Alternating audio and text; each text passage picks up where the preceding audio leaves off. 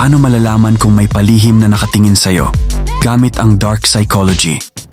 Kung may hinala kang may palihim na tumitingin sa'yo, pero hindi ka sigurado, ito ang ilang simpleng teknik na pwede mong subukan. Una, tumingin ka sa relo mo. Kapag feeling mo may nakatingin sa'yo, kunwari tumingin ka sa relo mo.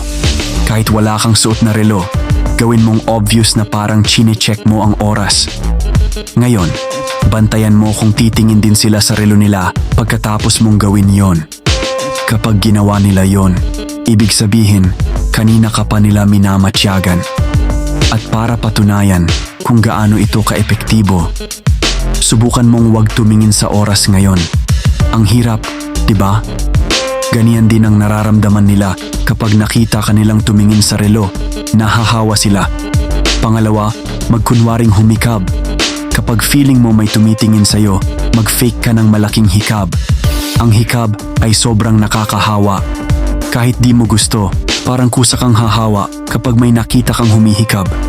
Kaya kung humikab sila agad pagkatapos mong humikab, sigurado yan, nakatingin sila sa'yo.